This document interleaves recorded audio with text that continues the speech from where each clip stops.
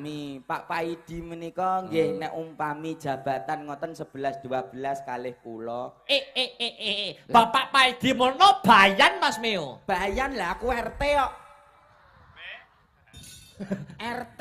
Lah kok RT kok sombong lho. Lah RT iki rumangsaku ya rekoso tok lho, Mak. Gimana lah piye pamane eneng dok lawang ki jam 09.00 bengi Pak RT eneng bocah pacaran ora mulih-mulih sing repot sapa? RT. Genti jam 2 dok RT-ne kecekel. Lah kok kecekel? Lah genteni sing jam 12 wingi. Oh ya ndlogok jaran kowe iki ya. Ayo buat. Ayen ra duwe lambe opo iso guyu? Apa-apa sing duwe lambe Mesti iso guyu kuwi titenane. kowe iso gelar. Nggih iso gulung. Apa-apa sing duwe lambe Mesti iso guyu. sumur kae duwe lambe ora iso guyu. Ya, ngejar kowe. Titenane ngene Mas. Piye? Sing eneng untune mesti kuwi iso guyu. Wol dadi lambe enek untune kuwi mesti. Saben eneng untune mesti iso guyu. Saiki tak takon neh. Piye? Grajike untu tok. Anu titenane. Saurana tutuk gula. Iya ya tutuk tungkel. Titenane ngene Mas. Piye? Saben-saben sing duwe mata mesti iso guyu iki. Lah iki nek iki apa-apa sing saben duwe mata mesti iso guyu. Saiki tak takoni. Apa? Udun ke enak mripate ana matane. Kok ora iso guyu? Saurana saiki. Cek to. Heeh. Sing nang udun kae apa mata? Mata Wong kae iki penyakit nanah lho. Lah nek kae iki enek matane, kok ora eneng wong bakul kacamata udun. Kalah we tutuk tungkel. Aku ora ngerti pinggir dhewe kae. nyapa? Lucy limusin. Brahman kok limusine. Saiki luwih gedhi. Wingkelak ning jeding to. Heeh. Suarane kaya wong nyigar keramik. Piye? Lungguk plek mak. Lah ngisore seng aku ya. Ora let suwi lah kok kono ki bengok-bengok. Tulung sing neng jaba sapa tulungono aku. Aku stroke ndadak ora iso mlaku. Lawang tak dobrak. Arep tak tulungi. Heeh, tibake stroke tenan. Ora. Lah sebabnya apa kok ora iso mlaku? Katoke rung diunjukne. Oh iya. Oh cek nyantol ning Sik nyantol ning isol jelas kestrimpung lah aku ak benakne to. Arep tak unjukne aku lho lah kok kowe aku. Wong edan.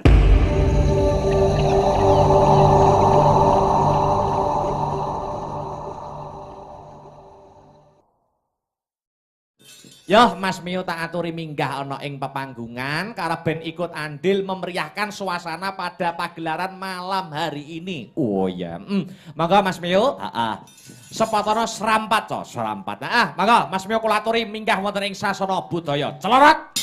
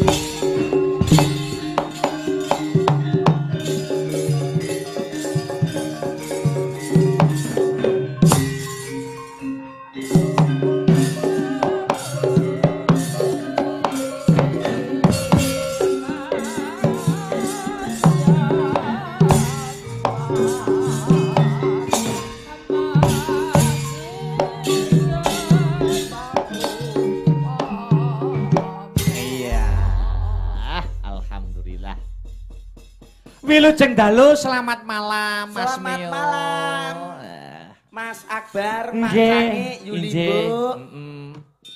Wah, Jan. Aku milih sing gak ruwet. Nggih. Nah, kono ditata dhisik. Wah, nggih. Sungkem kula katur Mak Cangi, Yuli Bu. Iya. Nggih, pinten-pinten agenge kagungan kula nyuwun pangapunten. Nggih. Piye to? Sepinten agenge kalepatan kula ngaturaken pangapunten. Iya, Ger bakal tak ngapura. Lho. Piye to? Aku ki nyuntuni. Mergo tembungmu kuwi salah. Tak kira nek njaluk sepuro. Lah nyapa mulake munggah kok njaluk ngapura. Nggih. Lah wong niki wau kula mriki Nggih. Dos pundi Mas Mio? Imbal saking jiwan. Suguh tamu teriko njur mriki dadak teko tengah dalan ngeban. Lho. Lah aku timbang ngenteni cah-cah kru ganti ban njur engko kesuwen leh rene. Golek Gojek. Oh, ojek Gojek online. Online dong. Zaman Gojek teko kene nggone Bu Emi, Bu Ami. Ami, timbang telat kok ya. Nggih. Terus Gojek lah kok njaluk 50.000 ki tak wehi selawe kok ora gelem. Lah ya kurang no Mas Mio. Lho lah kono ya melok numpak kok. Sing butuh numpaki kan kowe ta. Lho, lah iya, lah tapi kono kan melok numpak, Bos.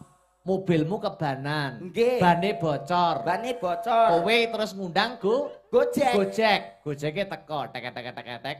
Kowe numpak. Numpak Apa rega pira? 50. Oh, terus mbok kei. Selawe. Lah ya kurang no. Ya mboten kudune paro edeng wong kono melok numpak. Sing butuh bantuan nekane rene iki kowe dudu ojeke ngono lho. Lah nek kudune aku numpak kono nuntun. Rumangsaku kok Lah piye to kok ora tau bener to aku ki. Sing penting iki tekan kene.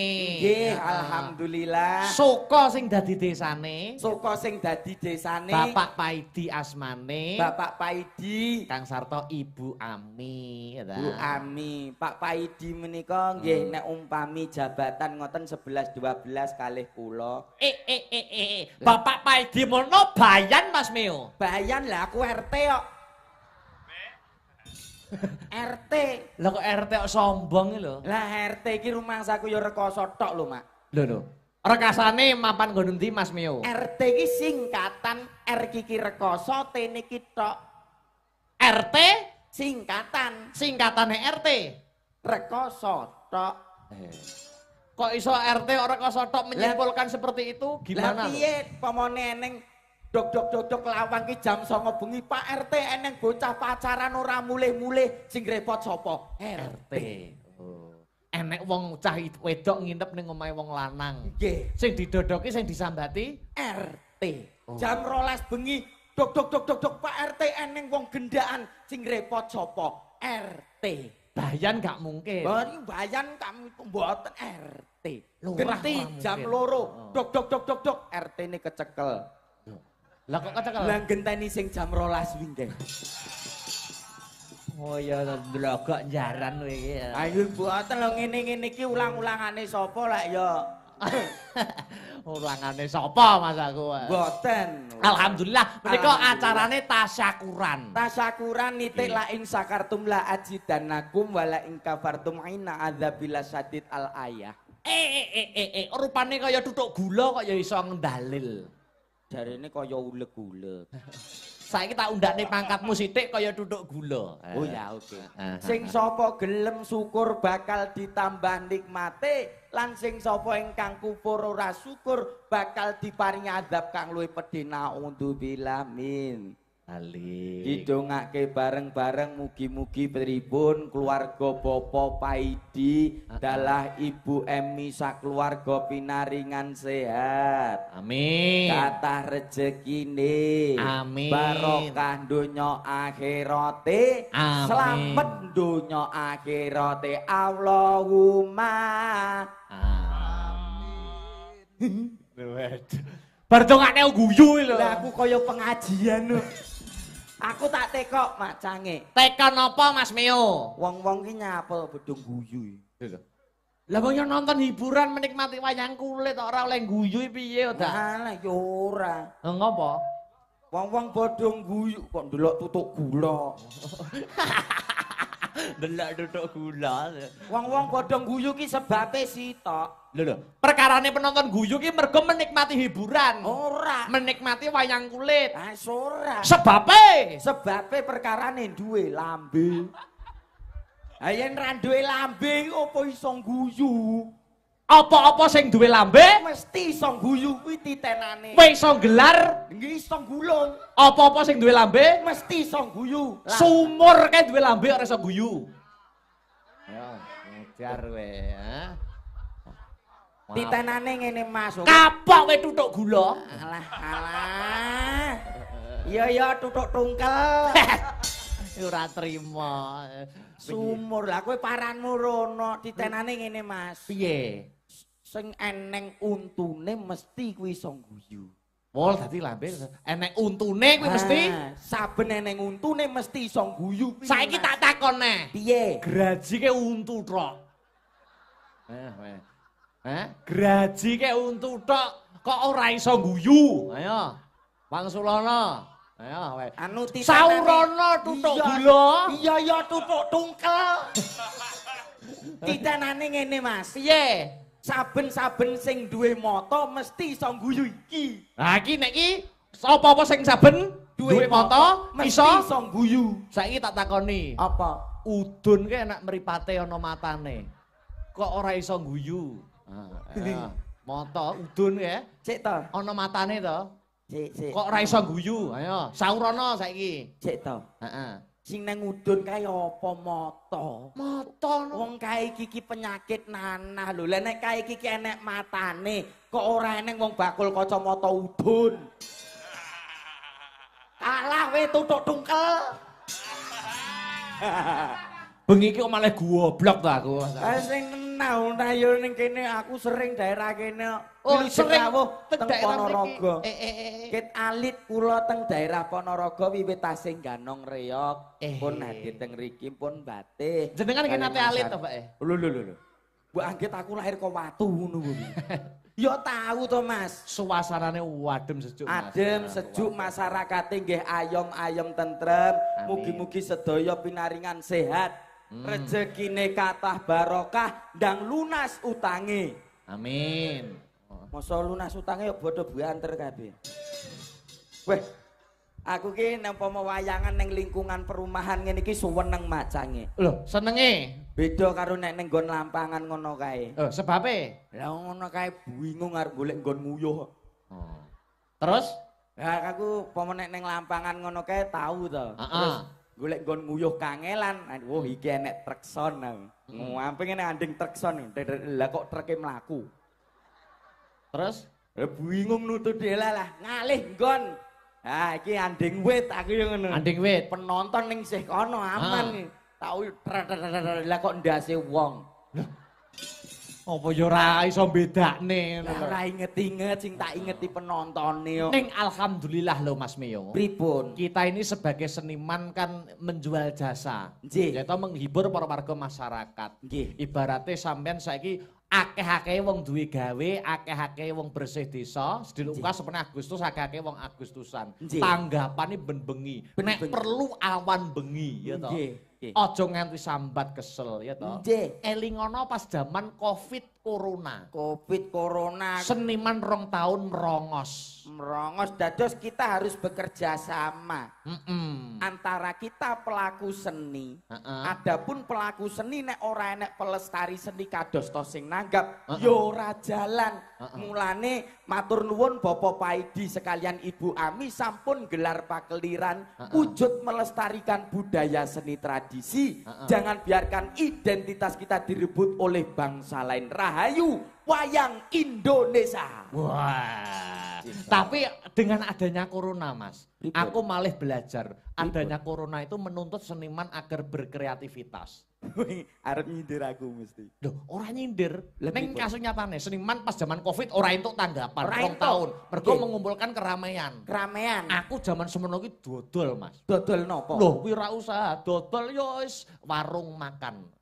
Weh, Warung makan just makanan sehari-harian ngono kuwi, Mas. oh sampean. Heeh. Wah, dadi piye carane ben entuk tetep pemasukan jalan. Weh, terus Dodol kuwi sukses sih enek nek karyawan kuwi wong 112. wah ya terus sukses no sampean. Warunge iki ombone 2 hektar. Kuwi warung apa? Lho sukses kok warunge Dalang Akbar kok. Oh, Padake iya, damen-damen piye. Ya, Dalang Akbar, Joda Akbar. 2 hektar, Mas. Nggih. Wah, luar biasa. Kuwi upamane ya, Mas ya. Antrine iki umpama Ponorogo ya tekan Magetan. Lho. Gur pengen tuku ning warung kuwi.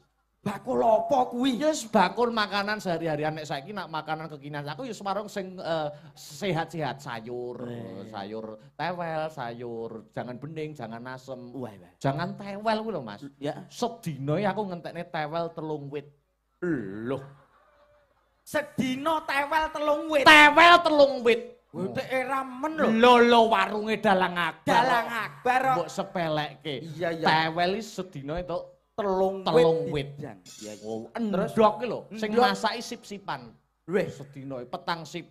Dadi ben gorengane 3 jam ya keju no. nggih. Nah, kuwi endoke entek 3 truk sedina kuwi. Dadar Nyun sewu lho, Mas. Warunge Jebul Dalang jenengan niku Akbar. Akbar.